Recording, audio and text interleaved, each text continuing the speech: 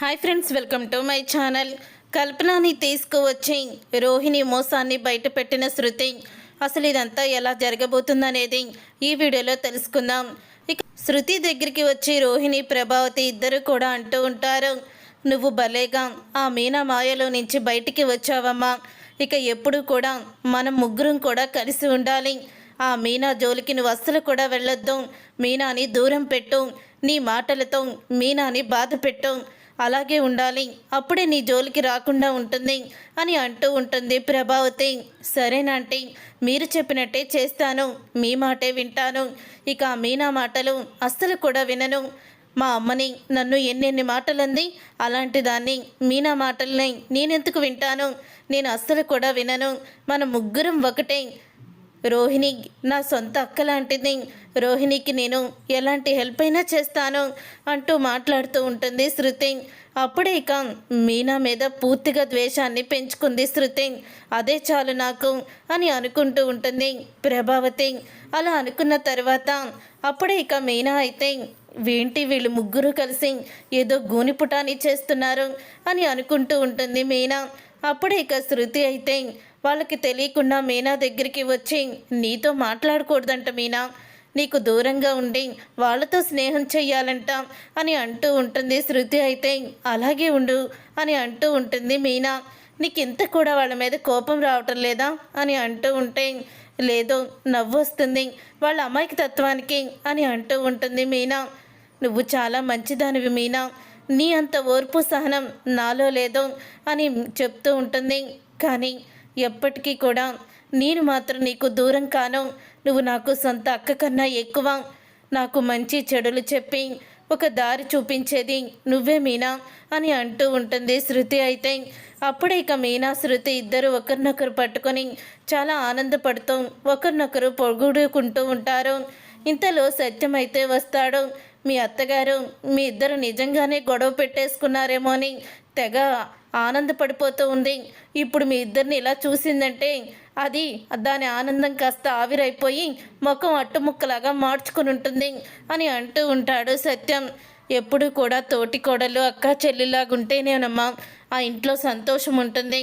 ఎప్పుడు మీరిద్దరూ కూడా ఇంతే సంతోషంగా ఉండాలి అని అంటూ ఉంటే, మావయ్య గారు రేపు అమ్మమ్మ గారు వస్తున్నారు కదా, ఇందాకే ఫోన్ చేశారు అని అంటూ ఉంటే, అవునమ్మా రేపు అమ్మ వస్తుంది అని అంటూ ఉంటాడు సత్యం. సరేనండి అని చెప్పి ఇద్దరు కిందకైతే వెళ్తారు.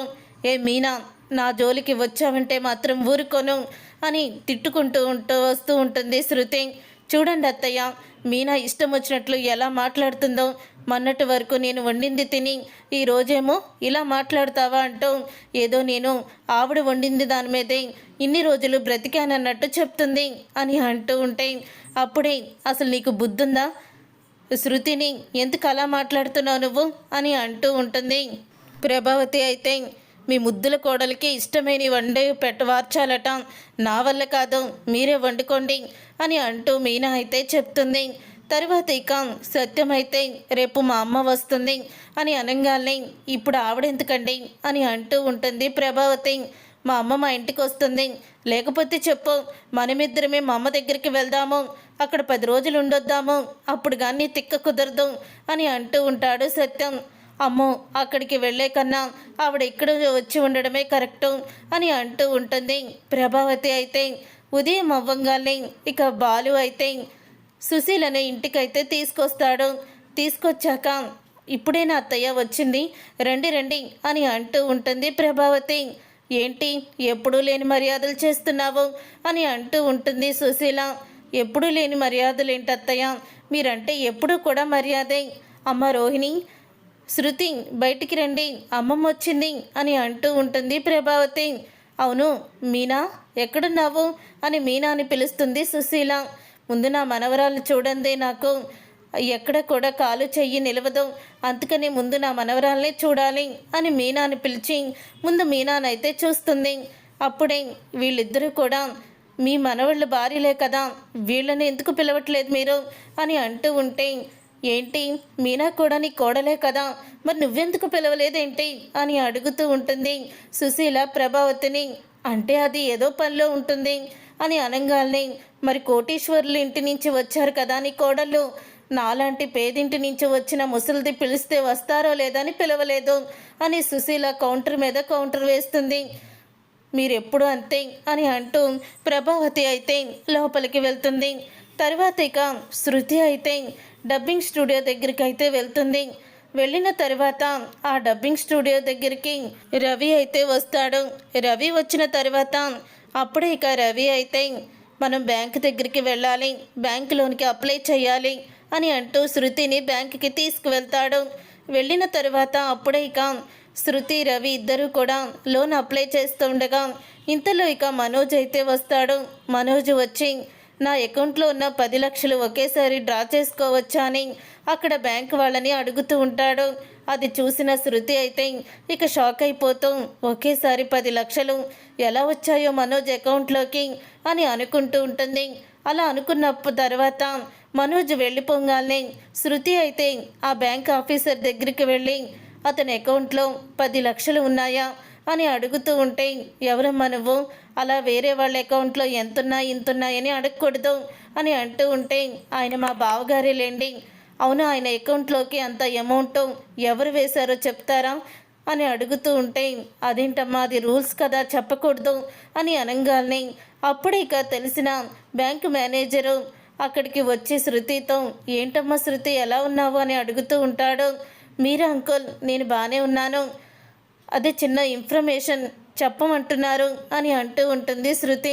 ఏంటమ్మా అని అనగానే, ఇలాగా ఇప్పుడే ఒక అతను వచ్చారు, ఆయన అకౌంట్లోకి డబ్బులు ఎవరు ట్రాన్స్ఫర్ చేశారా అని అడుగుదామని అని అంటూ ఉంటే, ఓ సంతే కదా నేను చెప్తాను రా అని తీసుకువెళ్ళి ఇక ల్యాప్టాప్లో మొత్తం కూడా సెర్చ్ చేస్తే మనోజ్ అకౌంట్లోకి కెనడాలో ఉన్న కల్పన అనే అమ్మాయి 48 లక్షలు వేసిందమ్మా అని చెప్పడంతో ఇక ఒకేసారి శృతి అయితే షాక్ అయిపోతూ ఉంటుంది.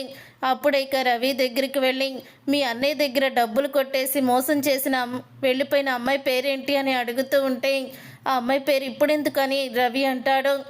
ఏమో నాకు తెలీదు శృతి, మా అమ్మని అడుగుతానని రవి ప్రభావతికి ఫోన్ చేసి అడగడంతో ఆ అమ్మాయి పేరు కల్పనారా అని అంటూ ఉంటుంది ప్రభావతి. అప్పుడే ఇక ప్రభావతి కల్పన అని చెప్పగానే, రవి వాళ్ళ మామగారు షాప్ కొనుక్కోవడానికి 25 లక్షలు వేశాడని, తర్వాత 2 లక్షలని వీళ్ళు మన దగ్గర నాటకం ఆడారు రవి, మొత్తం అమ్మాయి మోసం చేసిన డబ్బులు వడ్డీతో సహా 48 లక్షలు వేసేసింది అని అనగానే, అవునా ఎంత నాటకం ఆడారు వీళ్ళు అని అంటూ ఉంటాడు రవి. అయితే అవును, వెంటనే ఈ విషయం మనం చెప్పాలి వెళ్ళి నాన్నకి అని అంటూ ఉంటే, అప్పుడే అలా కాదు నేను చెప్తాను ఉండు అని వెంటనే కల్పన డీటెయిల్స్ అయితే తీసుకుంటారు. కల్పనకి శృతి అయితే ఫోన్ చేస్తుంది. నేను మీతో మాట్లాడాలి అని అంటూ ఉంటే, నేను ఇండియాలోనే ఉన్నాను అని కల్పన చెప్పడంతో, అవునా ఇక్కడే ఉన్నారా, అయితే నేను మిమ్మల్ని కలవాలి అని అడుగుతూ ఉంటే ఇక అడ్రస్ అయితే చెప్తుంది. అప్పుడే కల్పనకి జరిగిందంతా కూడా శృతి అనడంతో, శృతికి కూడా కల్పన జరిగిందంతా చెప్పడంతో, రోహిణి మామూలు ఆడదు కాదైతే మీరు నాతో రండి అని కల్పనని ఇంటికైతే తీసుకొస్తుంది. అప్పుడే ఇక మనోజ్ రోహిణి షాక్ అయిపోతూ ఉంటారు. ఈ అమ్మాయి మనోజ్ గారిని మోసం చేసిన అమ్మాయి కదా, ఏంటి వాడి దగ్గర 40 లక్షలు కొట్టేశావు కదే అని అంటూ మనోజ్ని మోసం చేసిన అమ్మాయి అని అందరికీ చెప్తుంది. అప్పుడే బాలు కూడా ఉంటాడు. పారినమ్మ అని ఆ రోజు నా కారు ఎక్కింది కదా ఈ అమ్మాయి అని అంటూ బాలు కూడా చెప్తాడు. అప్పుడే ఇక కల్పన, నేను మోసం చేశానంటున్నారు కానీ నేను మోసం చేసిన డబ్బు మొత్తం వడ్డీతో సహా మీ కొడుకు కోడలికి ఇచ్చేశాను అని కల్పన నిజాన్ని బయట పెడుతుంది. అది విని ఒక్కసారి అందరూ కూడా షాక్ అయిపోతూ ఉంటారు. ఇక శృతి అయితే, అవునా అంటే మొత్తం 48 లక్షలు వీళ్ళ మనోజ్ అకౌంట్లోకి ట్రాన్స్ఫర్ అయ్యాయి, కానీ ఈ విషయం మాకు తెలిస్తే మేము కూడా వాటా అడుగుతామని వాళ్ళు చాలా తెలివితేటలుగా వాళ్ళ జైల్లో ఉన్న మామగారు పంపించారని మాతో అబద్ధం చెప్పారు అని అంటూ ఉంటే, అప్పుడు ఇక రోహిణి అయితే, నన్ను క్షమించండి అత్తయ్య, మనోజ్ చేత బిజినెస్ పెట్టించాలని అలా చేశాను అని అంటూ ఉంటుంది రోహిణి. అప్పుడే ఇక ప్రభావతి, ఇప్పుడు వీళ్ళందరి ముందు దీన్ని నిలదీయకూడదు, తీస్తే మళ్ళీ ఏదోటి అంటుంది, అందుకని కొంచెం సహనంతో ఓర్చుకోవాలి, సర్లే అమ్మా, ఏదో జరిగింది ఏదో జరిగిపోయింది, వాడు బిజినెస్సే కదా పెట్టుకుంది అని అంటూ ప్రభావతి మనోజ్ని వెనకేసుకొస్తుంది. దాంతో ఇక అక్కడే ఉన్న సుశీల ప్రభావతి చెంప పగలగొట్టి, ఇంత జరిగినా కూడా వాణ్ణే వెనకేసుకొచ్చి ఇద్దరు కొడుకుల్ని రోడ్డు పాలు చేయాలని చూస్తున్నావా అంటూ సుశీల కోప్పడుతుంది ప్రభావతిని. చూసారుగా ఫ్రెండ్స్, రాబోయే కథలో ఖచ్చితంగా ఇలాగే జరగబోతుంది. మరి ఇలాగే జరగాలని మీరైతే కోరుకుంటున్నారా? అయితే వీడియోని తప్పకుండా లైక్ చేసి ఛానల్ని సబ్స్క్రైబ్ చేసుకొని పక్కనే ఉన్న గంట సింబల్పై ఆల్ని క్లిక్ చేయండి. అప్పుడే మేము పెట్టే ప్రతి వీడియో మీరు మిస్ కాకుండా చూసేవచ్చు.